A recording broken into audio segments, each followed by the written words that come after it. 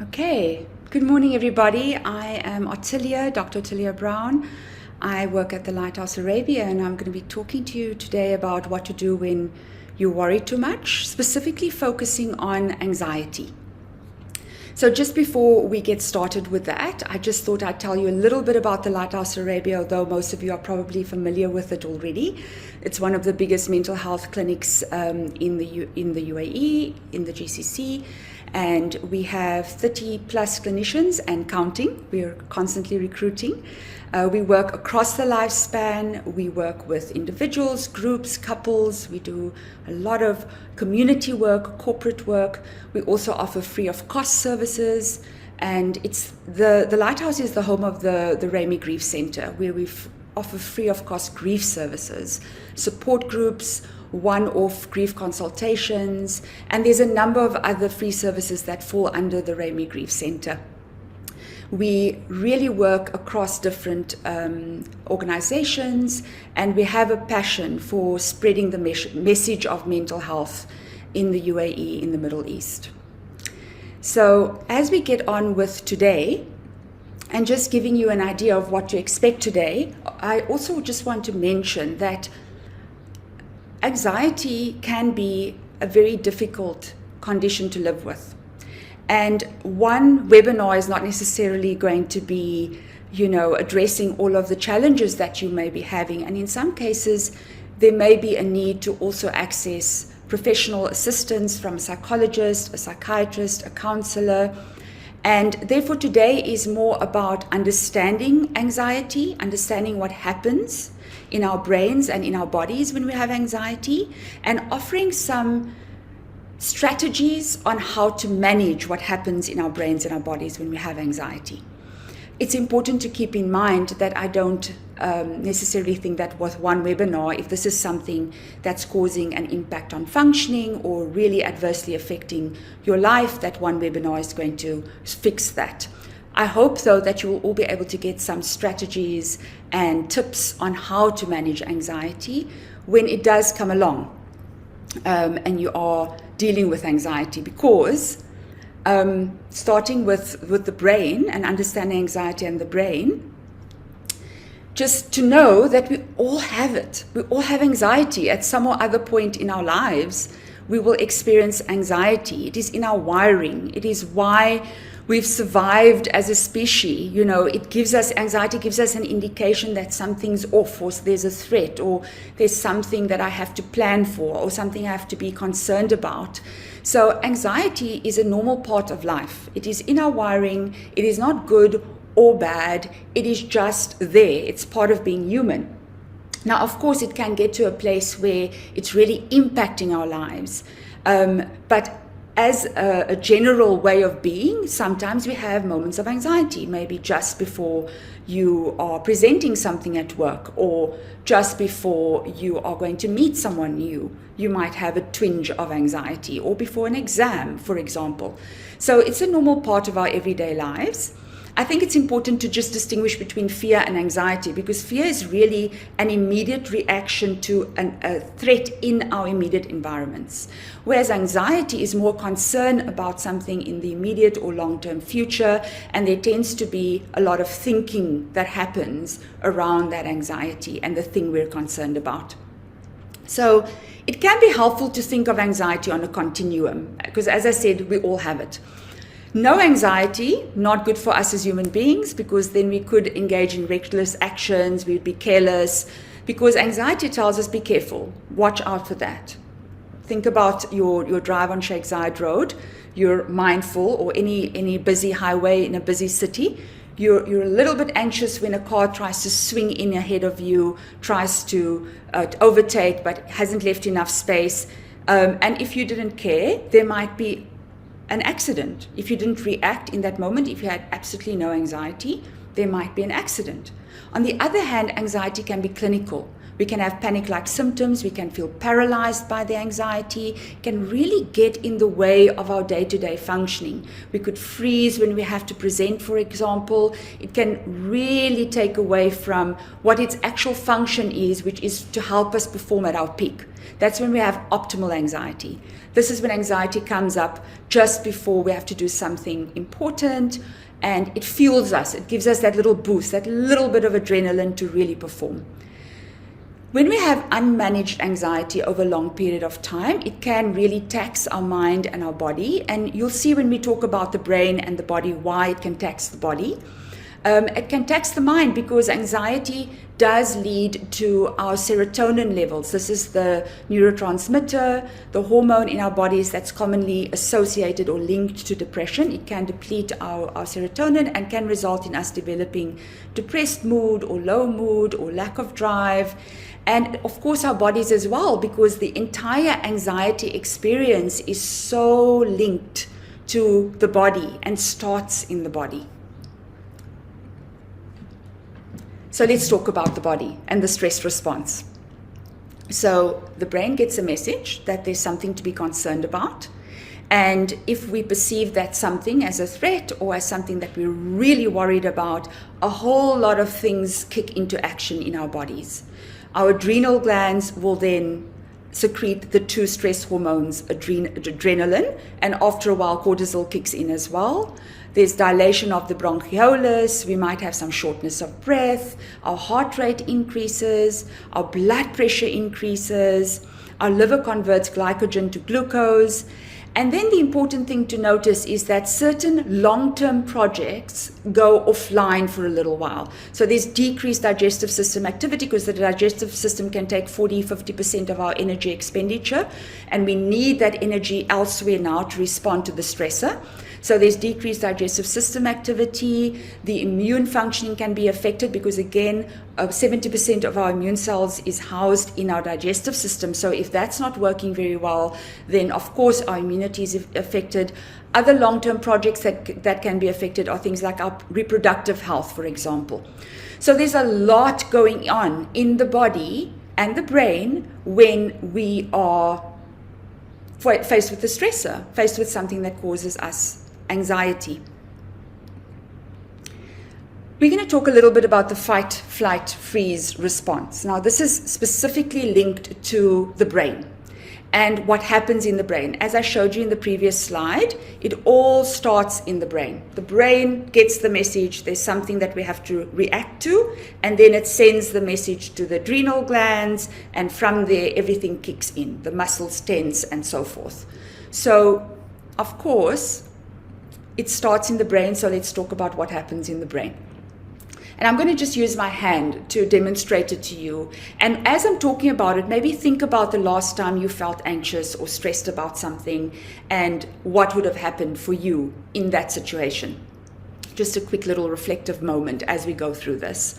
So if you look at the amygdala, these are two almond-shaped structures that are in the brain, like at the back over here.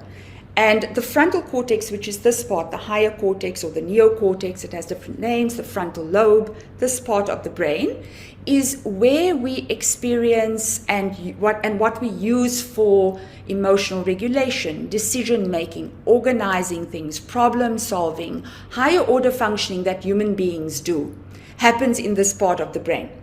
So if I use my hand, this is Dan Siegel's hand model, professor at UCLA, to explain what actually happens. The amygdala, which is this little almond-shaped little structure, there's two in the back of the brain, this amygdala hijacks the frontal lobe. So when I'm faced with a stressor or an anxiety-provoking stimulus, I flip my lid. So the frontal lobe goes offline. And then the amygdala is running the show. My heart rate is increasing, I'm having lots of thoughts, I am feeling a shortness of breath, I might be sweating, I might feel jittery, I feel all sorts of things as the amygdala runs the show. While the amygdala has hijacked my frontal lobe, it's very difficult for me to engage in rational thought, to actually assess what's going on and what's the actual situation, to take perspective, which also is done by the frontal lobe. So I would either withdraw, which is flight, become angry or irritable, which is fight, or avoid, which is freeze. So these fight, flight, freeze reactions happen from the amygdala. So while I'm doing that, I'm not necessarily engaging in rational thought, and I might come across as reactive. So think about the fight response. There's an angry, irritable response, maybe even attacking response. So if I want to manage the stressor in a rational way, I need to bring my frontal lobe, my higher cortex, back online. I need to enable it. I need to use that to calm my body down. So we're going to learn today how to bring this frontal lobe, the higher cortex, back online so that the amygdala is not hijacking us and running the show.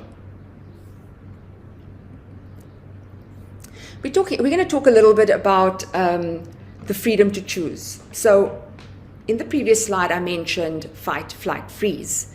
And those responses are usually quite reactive responses.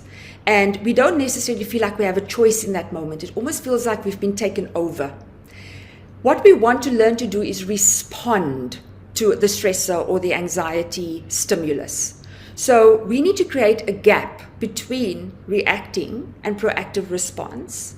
And that gap is our freedom to choose. So the stimulus is over here, the response is over there, and in the middle, I want to create just a little gap where I can choose my response, where I can have a moment to choose my response. So reactive responses are usually emotion-based, feelings-driven, situational, inconsistent. They're usually quite impulsive in the moment. Whereas proactive responses are values-based, choice-driven, strategic, and consistent. But in order to be values-based, choice-driven, strategic, consistent, I need my frontal lobe.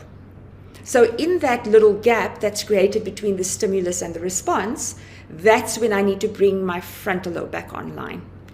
This idea of the freedom to choose was first postulated by, you might all know him or have heard about him, Dr. Viktor Frankl, a prominent psychiatrist who spent time in the Auschwitz camps, and he developed a psychological theory while he was there and came up with this idea that as human beings, we do have the freedom to choose even when it feels like we have no choice. So, how do we create the gap? We'll talk about that a little bit later because I'm sure you're really curious to know about that. But for now, we want to talk about the symptoms of anxiety. So in order to be diagnosed with clinical anxiety, there needs to be a cluster of symptoms. And I'm not going to go into the diagnosis of anxiety because that's not really the purpose of today. Just for you to know, when we're looking at whether this is an anxiety disorder, we think about severity, we think about frequency, duration of the symptoms, and we also think about what is the impact on day-to-day functioning. What is the level of functioning? How is the person's social, occupational, personal functioning being affected by the cluster of symptoms? But just for you to become familiar with symptoms of anxiety, some of them might not be necessarily associated with anxiety, but there are different categories of symptoms. There's psychological categories like catastrophic thinking, expecting the worst at all times. There might be defense mechanisms that we use when we're anxious, like humor, just to diffuse the situation. Dissociation, where it might look like the person's completely unaffected. They look really distant from what's happening, but actually there's a lot going on inside. Numbing is another defense mechanism which we can use and which people do use. Numbing looks like maybe watching hours and hours of Netflix, or using substances, or shopping, or meditating excessively, or just ways in which we try not to feel. Just, I don't want to feel. Intellectualizing is, if you think about when Corona was first discovered, we were all reading about it. We were all listening to YouTubes about it, watching the news. So that's when we try to gather a lot of information. So we go into this intellectualizing place where we're thinking about the problem a lot. Behaviorally, you might see some restlessness, fidgetiness, someone can't sit still, or they're pacing, or they're wringing their hands. excessive behaviors that help the person feel like they have a sense of control. And there might also be anger outbursts or just like irritability. If you see emotionally, people might be a bit snappy behaviorally. So emotionally, all of those emotions can come up: despair, hopelessness, feelings of overwhelm. And cognitively, people will report, I struggle to remember things because I'm so distracted by the anxiety. I struggle to concentrate. I can't get things done. Poor judgment, negative focus, constant worry. I'm just going to have a sip of water. So there's something called high functioning anxiety.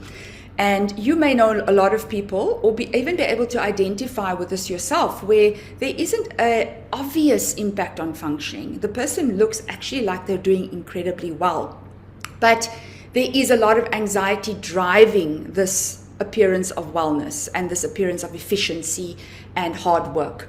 So individuals with high functioning anxiety appear as detailed orientated, but they're usually driven by a lot of overthinking. There's a lot going on in the mind all the time. They might seem outgoing, but they probably more seeking approval. They might seem very active and busy all the time, but that's because they're really struggling to slow down because of the amount of adrenaline and cortisol in their bodies. They might come across as super helpful, always there, but they probably have a problem or difficulty with saying no. It's hard for them to say no. They might be hardworking, but that could be driven by a fear of failure, perform under pressure really well, but actually the anxiety is causing them to procrastinate, so they're always working under pressure. They might come across or appear as loyal, but it's also because there's poor boundary setting. So usually these behaviors are not driven by the values of passion and service, but they often driven by fear and anxiety. So people with high functioning anxiety are harder to spot, and it's difficult for them to receive support from others because they don't seem to be struggling. They seem absolutely fine. But the reality is they feel overwhelmed, they feel drained, they feel isolated. They're more likely to delay getting help as well because, again, they seem to be on top of everything.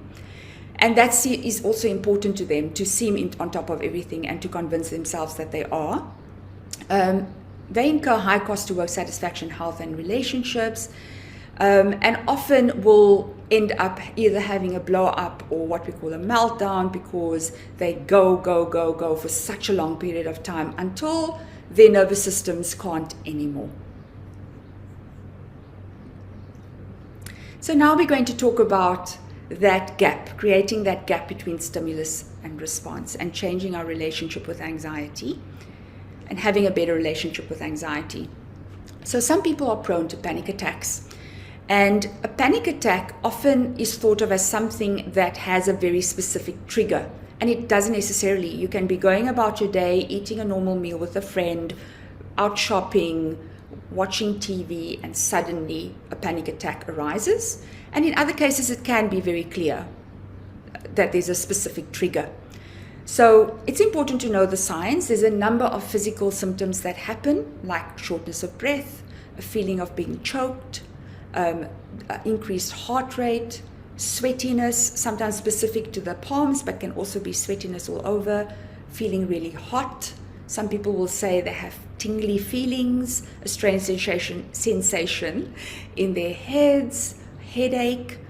So it's really a complete physical response. It can last 5 to 20 minutes, and it can feel very scary. People will say, I thought I was going to die, or I thought I was having a heart attack. And often people will go to the emergency room because they think there's something physically wrong with them.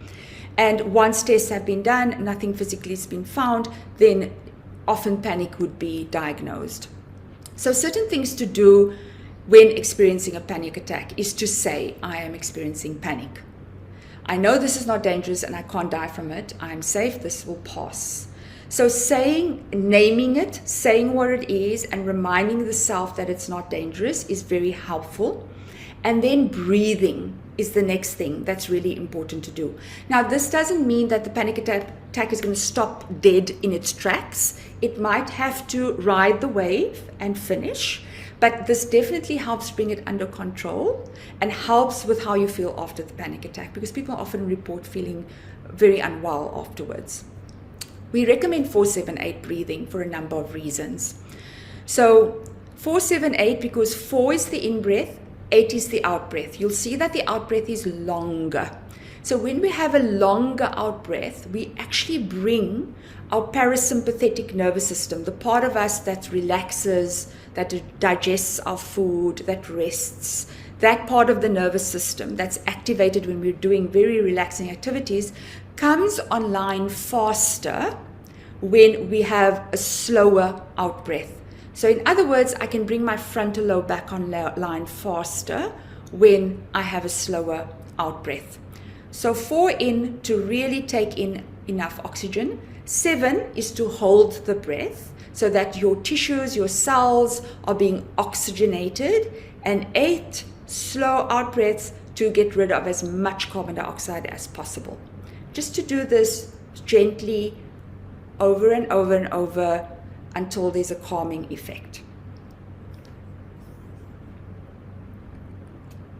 The vagus nerve is another part of our bodies that we want to get to know. The vagus nerve is the second longest nerve in the body. It starts from the base of the brain and goes all the way through all your organs, your liver, into the small intestine. So it ends in the gut. And this is why we talk about the importance of the gut and mental health. They cannot be separated. They are inextricably linked, our guts and our mental health. Because we have this nerve linking into, from the brain, sending messages into the gut and back up again. Also because we know the gut makes 80 to 90% of serotonin, which is the hormone associated with depression. And also because we know the gut houses a large part of our immune system. So the gut is a very integral part of our mental health. So coming back to the vagus nerve, which is kind of at the back of our vocal cords, we can stimulate the vagus nerve, which helps again with the parasympathetic nervous system, the part of us that rests and the part of us that is able to sleep and digest our food and relax. So what we want to think about with the vagus nerve is, how do I increase or improve my vagal tone? So this is not only something I do when I'm stressed or anxious, this is just something I can do to improve the functioning of my vagus nerve. Exposure to cold, so that could be a cold shower, it could be cold water on the face. Humming is a very helpful way to stimulate the vagus nerve, because again it's at the back, behind the vocal cords. Gargling is another way, singing. And then of course meditation has been shown to really help with the vagus nerve. Humming is also helpful because not only with the vagus nerve, it's also been shown to regulate blood pressure, regulate the heart rate, release oxytocin, which is the love hormone. So humming is a very helpful way of staying calm. The Om sound, if you're comfortable doing the Om sound, that can also be a helpful thing to do. Okay, so self-soothing is another way in which we can ensure that we are setting ourselves up to be able to create the gap. Being kind to our bodies, so we have to resource our bodies so that when we are in stressful situations or we are experiencing anxiety, we are resourced to deal with that anxiety. So of course, caffeine stays in the body for very long periods of time, can be up to 8 hours. Now there's research that it might be longer. And limiting caffeine intake, especially if you know that you're prone to feeling anxious, or limiting it on days that you know you probably have more anxiety, is very helpful. Also finishing it earlier in the day, like having that cuppa as early in the day as possible, is very helpful because we know caffeine impacts sleep quality. So a lot of people will say to me, but no, I can drink a cup of coffee and sleep immediately. That's okay, but the quality of the sleep and the cycling through different cycles will be affected by the caffeine. Drinking chamomile tea, ensuring enough sleep and quality sleep is very important. When we don't sleep enough, we do not resource ourselves to be able to deal with life stresses and pressures and anxiety. So sleep is the number one way in which we resource our bodies. while we're sleeping, there's so much going on. Our bodies are secreting growth hormone to repair tissues, our appetite hormones are being regulated, our reproductive hormones are being regulated, our memories are being stored, our brains are, there's so much going on when we sleep. So when you haven't slept enough, that you might feel a little bit more vulnerable, or maybe a little bit more irritable, or easily affected by a stimulus when not sleeping enough. Exercise is a very important way of managing anxiety. And eating nutritious meals, I'm not going to go through that again because I just spoke a bit about the gut and how important the gut is to our mental health. So eating well is super, super important when it comes to managing ourselves and taking care of ourselves. We know that high sugar and refined carbohydrates definitely affect mood and affect our ability to manage anxiety. Calming the mind can also be a helpful thing to remember to do when we want to self-soothe, when we're feeling quite anxious. Saying helpful statements like reminding ourselves that this is temporary, it will pass, that you're safe, you're doing the best with that you can with what you have right now, what you know right now. Stilling the self, slowing down, taking a break. So if you're consuming a lot of news, like again we did with the Ukraine war, there was a lot of reading. Some of us might still be doing a lot of reading. Just making sure, of course, it's important to stay updated, but also to make sure that we're giving our nervous systems a break. And other things that we can do as well are soul-soothing things like engaging, if you have a spiritual practice, engaging in that. Maybe it's prayer or meditating, being creative, being playful, just really allowing yourself an opportunity to play. Grounding is a very, very useful way to bring yourself very sharply into the now and help with bringing the frontal lobe back online. My favorite one is the 5 senses. I'll go through all of them, but my favorite one is the 5 senses. It's you already have them over here. You don't have to go and find anything or buy anything. You just use your body. So of course it's not on here, but the breath is incredibly grounding. The breath is your anchor. I mentioned 4-7-8 breathing. You can also do 4-4-4 breathing, where you're breathing in for 4, holding for 4, breathing out for 4, holding for 4, and repeating that. It's also called box breathing. So that's very grounding.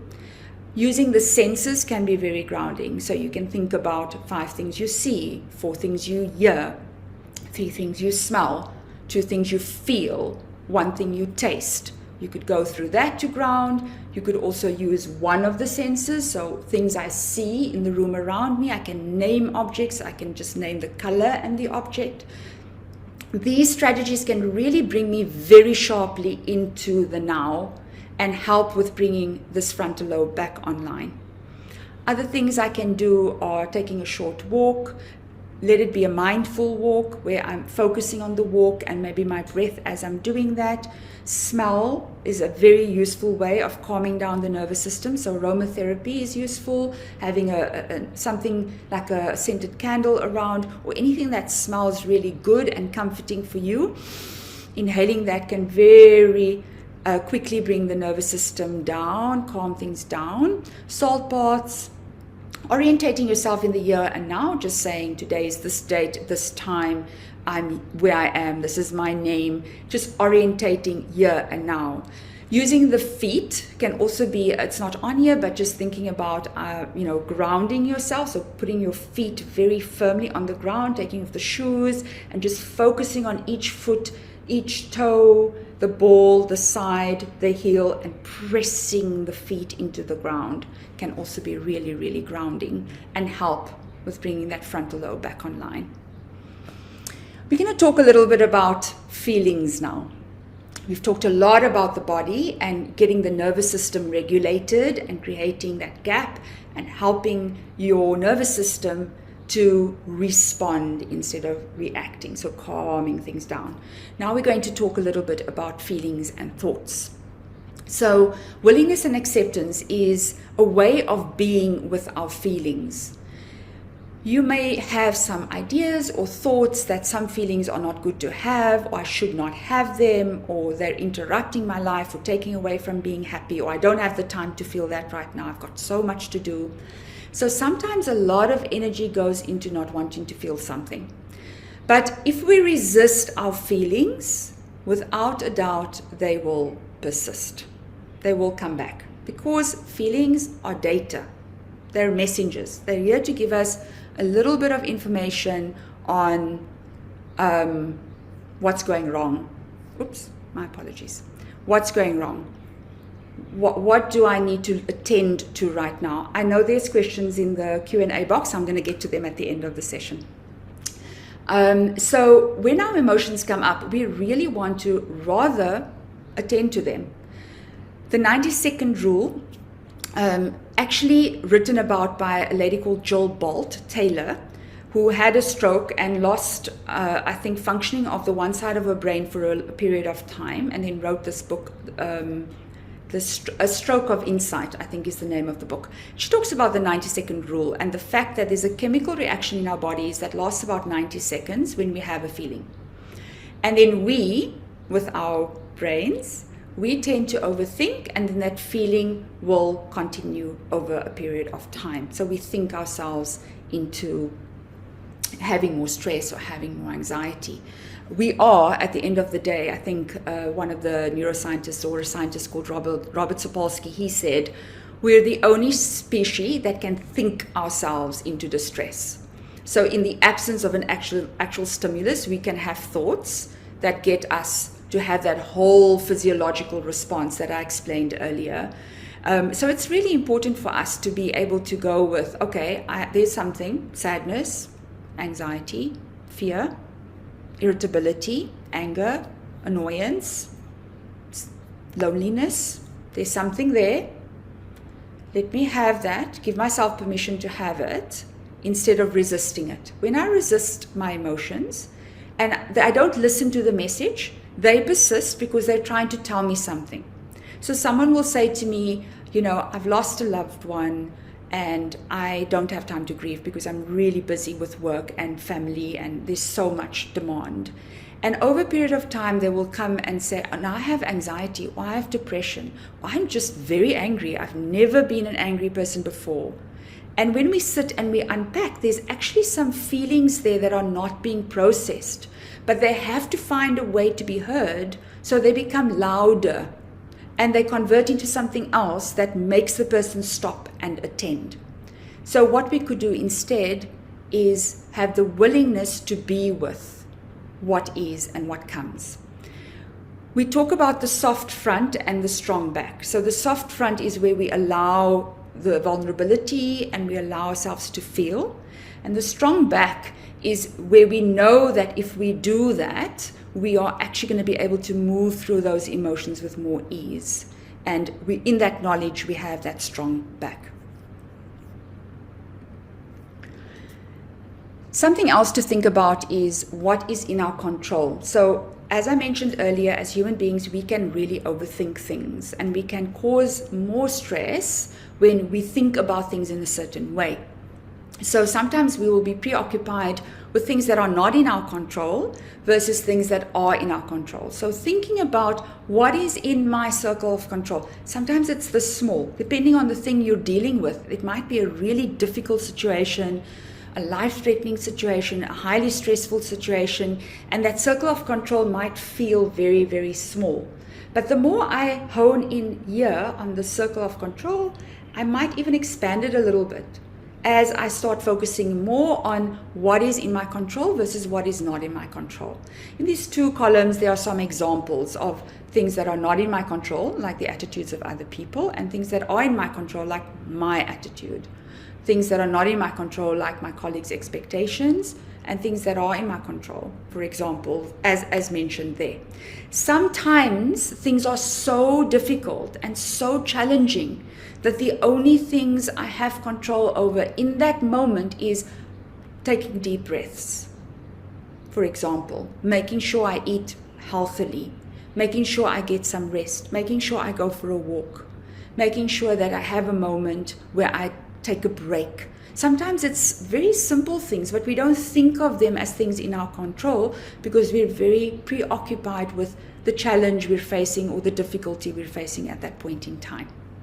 So think about that circle of control. And as I said, sometimes in a moment where things are really tough, because life can be really tough, it might just be in that moment, I'm going to listen to music, I'm going to focus on my breath. It's important to know what triggers you in your environment, know the things that affect you negatively.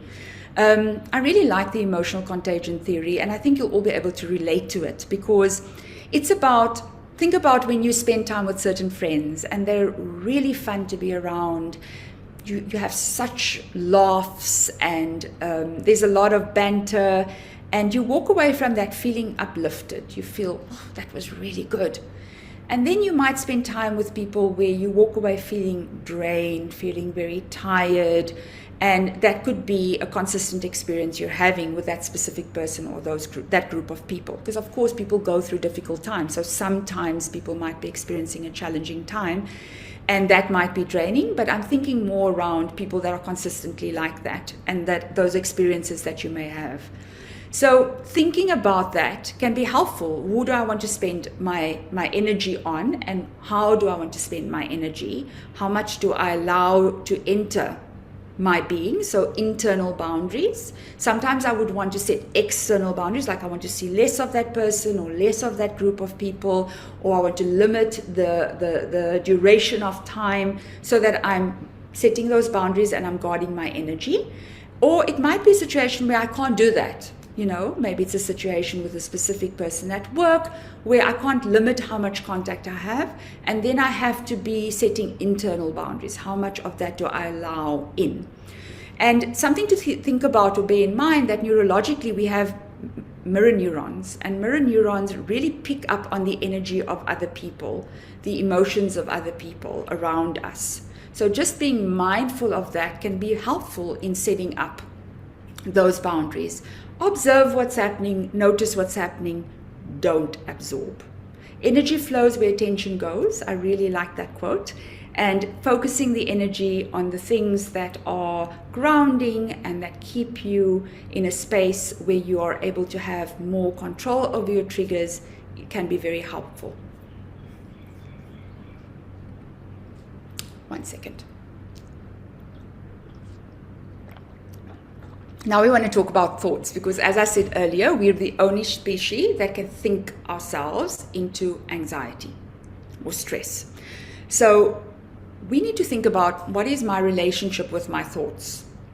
Sometimes we are quite what we call fused with our thoughts.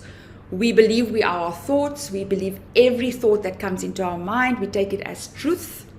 And because we do that, we have certain emotional responses.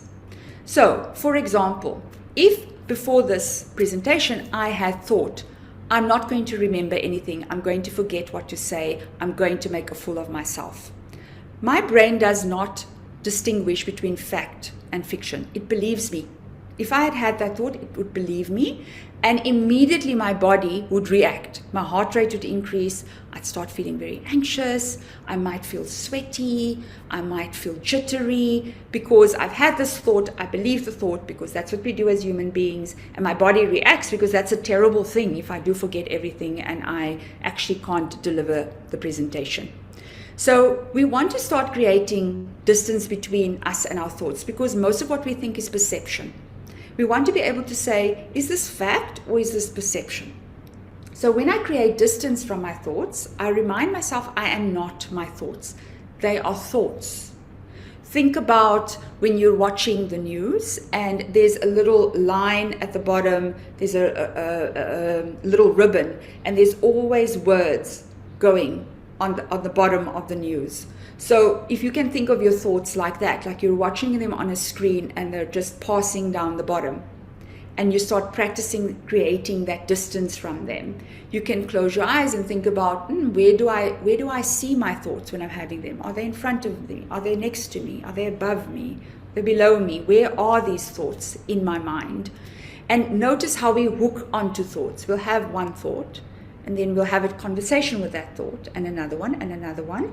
And that's how we usually end up building the anxiety, building. So if I just use the example from earlier, I'm going to forget the talk. I'm not going to remember what to say. I'm going to make a fool of myself. My boss is going to find out, what if I get fired? What if I don't find another job?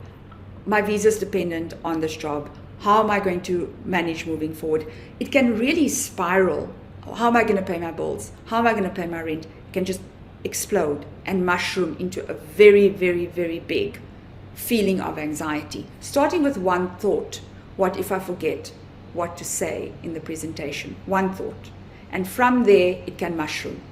So if we start thinking about creating that distance from our thoughts, we can use things like, I am having the thought, what if I get asked to leave my company? I can extend that and I can say, I notice I am having the thought. Now I've removed myself by 2 degrees. I'm now noticing that I'm having a thought, and I'm no longer the thought. I'm not fused with my thoughts. This is very counterintuitive for us as human beings. When I started practicing this strategy, I was like, this is weird. I really had to practice it because we are so used to constantly being fused with our thoughts. We talk to ourselves the most. From the moment we open our eyes, we're talking to ourselves the whole time. So it's really something that you want to practice doing. You can also think of your thoughts as tabs on your internet, and you're closing them so that you're just creating a little bit of distance. If you do practice meditation, you would have learned this skill already, where often the person that's guiding the meditation will ask you to notice your thoughts, let them pass, and bring your awareness back to your breath. So meditation is also a useful way in which you can learn this strategy. So just coming back to emotions now, it's important for us when we have emotions to be able to label our emotions, name it to tame it. When we have a feeling and we can accurately label it, it actually deactivates the amygdala response. It brings the frontal lobe back online a little bit faster and deactivates the activity of the amygdala. When I tell my brain, I feel disappointed, I feel angry. Sometimes we use broad terms like I feel bad, I feel weird, and those are not helpful for the brain. So we want to get really granular and specific with our emotions. We also don't want to judge them. We want to approach them with curiosity and compassion. Because remember, they're data. They're there to give us a message. So all we want to do is, okay, there's a feeling. What's that about? What's it trying to tell me? As opposed to, you're not supposed to feel like that, or why do you feel like that, or you should be grateful, you should be happy, rather tending with curiosity and compassion and really granularly labeling those emotions. On the internet, if you Google feeling wheel or feelings wheel, a whole array of them will come up, and that can really help with refining your emotional vocabulary, if you know that's something that might be a challenge for you. So when all else fails, we can distract ourselves. Playing a time-limited game on your phone. There's this thing called Bejeweled Blitz. It's very time-limited. It's short. It distracts me for a short period of time. Playing chess, which can be a very immersive activity, really taking me out of that stressful thinking, anxious thinking. Sometimes just changing the physical environment, going outside, which is difficult at the moment, going to another room. Shifting activities, I'm just going to do something else for a little while, can also be quite helpful. So I'm just going to play a video for you just to demonstrate a little bit more about the relationship with anxiety, and then I'll get into the questions. Let me just share this with you.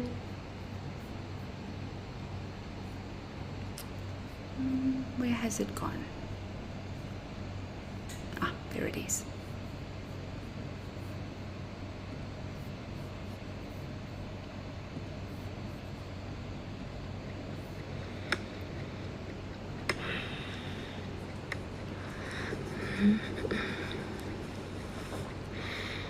Eh bien, mademoiselle, vous avez un crocodile. Ah.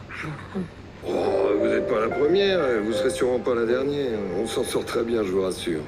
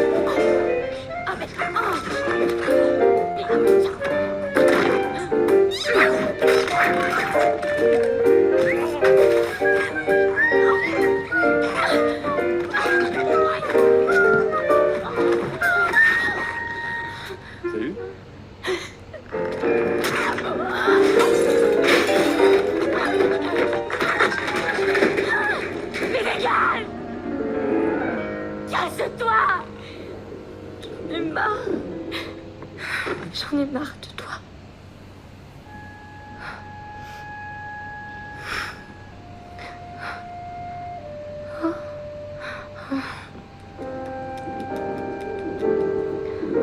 Non.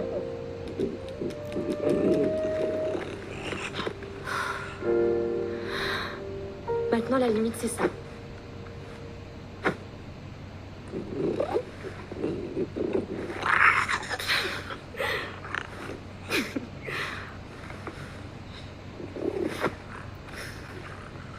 C'est mignon quand même.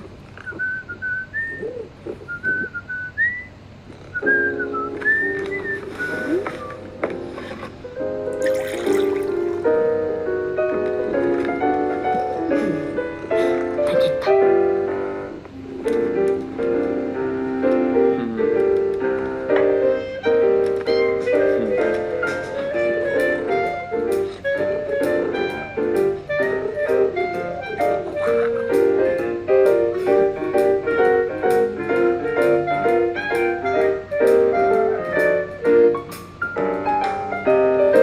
Okay, so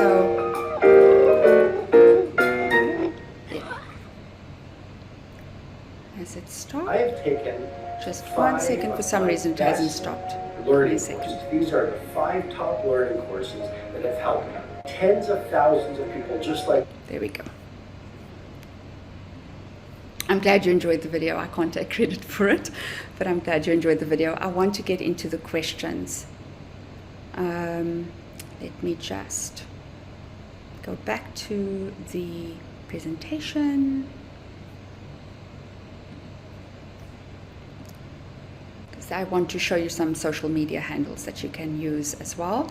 I'm just going to leave this up so that you know what our social media handles are, because there's always tons of information about mental health on there, tips, vlogs, lives. So helpful to follow these if you want some tips and ideas on how to improve mental health. So while that's up there, I'm going to go through the questions, as many as I can. How are we doing for time? Okay, great. So the first question is around, can you have a panic attack in your sleep? Yes, you can. It's called a nocturnal panic attack. You can wake up. There might be absolutely, as I said, with panic, no trigger necessary. Sometimes you may have had a trigger, but sometimes not. So yes, it is possible to have a panic attack and wake up from a sleep in panic. And those are very difficult. Again, bearing in mind to say the helpful statements, reminding this is a panic attack, this is not dangerous, I am safe, and doing the 4-7-8 breathing. Okay, someone's asking, can you demonstrate? Okay, the 4-4-4, yes, let's do that. Let's demonstrate a bit of breathing. I'm just going to stand over here so that you can see me. So the important thing when I'm breathing is I want to be breathing from my diaphragm. When I'm stressed, I'm breathing from the top third of my lungs, and it's very shallow. It's usually like that, the shoulders are moving, and it's short little breaths, and I'm not taking enough oxygen. So when I'm breathing from the diaphragm. If you don't know how to breathe from your diaphragm, use your hand while you're learning to do this. When I use my hand, I found it very, very helpful. And what I want to do is I want to push my diaphragm, which is just under the rib cage, out against the hand. And when I breathe in, I'm really filling my chest. My chest is expanding. My shoulders are not doing that at all. My shoulders are very relaxed. They only lift very slightly. My chest is expanding. And when I breathe out, I can feel the diaphragm relaxing against my hand again. So I start, I breathe in, the diaphragm is sucked in under the rib cage, and then when I breathe out, the diaphragm is relaxing against the hand again. So we can quickly do, excuse the sound of the chair, we can quickly do 4-4-4 breathing, doing that. So you put the hand there, and when you breathe in, you're going to breathe in for 4 counts. So it's hold for 4 and exhale for 4. Hold for 4. Inhale for 4. hold for 4, exhale for 4, hold for 4. So it's in for 4, hold for 4, exhale for 4, hold for 4, inhale for 4, hold for 4, exhale for 4, hold for 4. So if you can imagine a box, it's breathe in, hold, breathe out, hold. Breathe in, hold, breathe out, hold. That's the 4-4-4 breathing. The important thing to do is to just get the technique right before you worry about the counting, is just to make sure that you're breathing in from the diaphragm. The diaphragmatic breathing is the fastest way to bring your frontal lobe back online. Breathing from your diaphragm, fastest way. So you just want to get that right, and then once you feel comfortable that you're pulling in the diaphragm, you're expanding the chest, you're relaxing everything when you breathe out, then you can go into the counting stuff after that. Okay, the next question is around the 5 senses. Okay, so it's 5 things you can see, 4 things you can hear, 3 things you can smell, 2 things you can feel, 1 thing you can taste. That's the 5 senses for grounding. Or you could just use your eyes and go white wall, stone sofa, gold cushions, gold frames, cream curtains. Just go around the room, name, color, and object, but don't always do it in the same order, because our brains learn these things very quickly, and when you do it in the same order, the brain will still have the anxious thoughts going on in the background because it knows the order off by heart. So that's another thing that you can do. You can listen, use your ears only if you want. You can sip a cup of tea or a cup of coffee or a nice glass of juice, and you really have that juice. You taste it in your mouth, you taste the texture, you feel what it's like when you swallow it. So you can really use your senses in many, many different ways. Okay. The next question is about eclectic training for therapy. I'm not going to address that one right now because it's more about therapeutic needs of a client, and I want to stick with what's come up for the presentation. You're very welcome to drop me an email, and if you want to know more about that, I will pop my email in the chat box at the end of the presentation. What is the outcome of prolonged stress situation? Well, physical health will be affected when there's a prolonged period of stress and it's not being managed. I mean, a lot of us will go through a prolonged period of stress. Think about COVID. We've just been going through that. So if I am not taking care of myself while I'm going through a prolonged period of stress, if I'm not sleeping, eating properly, exercising, doing some breathing, managing my mind, taking care of my mind, my body, those self-soothing strategies that I mentioned earlier, then of course the toll of having adrenaline and especially cortisol, which affects immune functioning over a period of time in the body, can result in illnesses. People with a lot of stress over a long period of time will report that they feel like they get a cold very easily, or they have the flu often. They just feel a bit run down, they feel fatigued. So yes, it can affect the body, can result, if it's very prolonged chronic stress, it can impact insulin, reproductive health, digestive health, and then it can also result in clinical anxiety and clinical depression if not managed while you're going through the stressful period. So when you know you're going through a stressful period, it is absolutely essential to take care of yourself during that time to mitigate, to moderate the impact of the stress on the body and on the psyche. The next question is about self-denial, how to cope with self-denial. I hope I'm understanding the question correctly, and if I'm not answering it correctly, Mike, you can just ask it again, because I might not be understanding it correctly. So if we go into denial about having anxiety, it goes into the fact that we're not attending to the anxiety, and when we don't attend to the anxiety, it grows and it can become clinical and then impact our functioning and impact our day-to-day lives. The next one, let me just see this one. This is about being triggered by demanding customers or clients and feeling quite triggered and then reacting defensively, Okay, so a helpful thing to do when you're in the customer service environment and you are bound to then come across people that can be rude or challenging or just react in a very difficult way about things not going their way. You have some strategies now. You know that these people probably trigger you, so that's helpful to know. One of the slides we talked about was know your triggers. So if you know this triggers you and you know you're going to be dealing with that kind of customer, you can prepare beforehand. So you can have a little talk with yourself, you can do your breath work, as you're talking to the person, you can notice, oh, I'm feeling activated, my heart rate's increasing, I'm flipping my lid, I can bring it back online, gently breathing while I'm talking to the person. Another thing that's helpful is standard responses when people are attacking or difficult in these customer service environments. Knowing what you're going to say up front can be very helpful as well.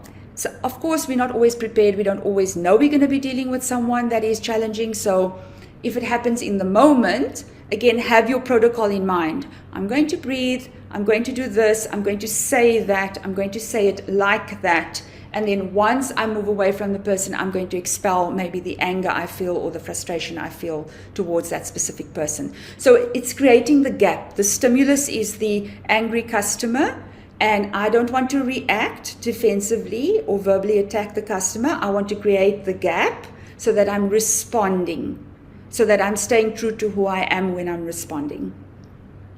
Books, online resources to read up on the information. Books, there's quite a lot out there on anxiety written by reputable authors. I don't have a specific book in mind right now that just jumps into my head on anxiety, but if you look at those written by the American Psychological Association, by psychologists at Stanford University, and the other one is Columbia, they often produce really great stuff. That would be a good place to go.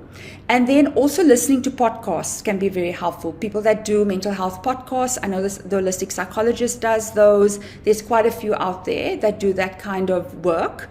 And then following specific Instagram accounts. Now these ones, of course, over here, but also looking for professionals that are psychologists or psychiatrists, mental health counselors that work on mental health topics, and some specifically focus on anxiety and depression. That's also a very helpful place to find now information, very accurate here and now information.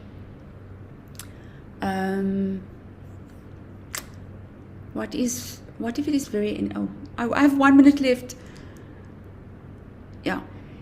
Yes, initially it is draining to do the grounding exercises because this is not our natural way of being in the world. So a lot of the things I've suggested you do need practice until they become something that I just do. And that's why I always say to my clients, I have to practice these things all the time. I can't wait to be anxious. I can't wait to have panic. I can't wait to be stressed. I have to work them into my day-to-day life, like breathing, for example, how to do 4-4-4, 4-7-8 breathing. I'm not going to remember in the moment that I am flipping my lid. I'm not going to remember what Ottilia said about the diaphragm and so forth. So I have to be practicing these strategies in my day-to-day life when there's nothing much going on, so that when I am faced with anxiety-provoking situations, then, of course, I know what to do in those moments. It becomes more automatic. But yes, it can be exhausting in the beginning because it's new. I'm still needing to lay those neural pathways. I'm still needing to let the brain know, how to do this new stuff that I'm asking it to do. I'm just putting my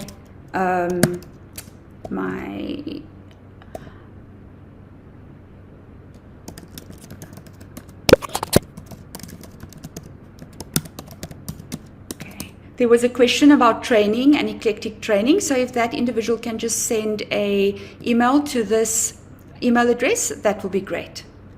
I have to go. You have to go. Thank you so much for your time, your attention during this. I hope that you've managed to grab a few tips that you will be able to use moving forward and that you will be able to implement. And as I said, please, practice, practice, practice. Don't wait for the trigger. Practice, practice, practice. Thank you so much for taking the time to join, everyone. Have a wonderful summer and take care of your mental health.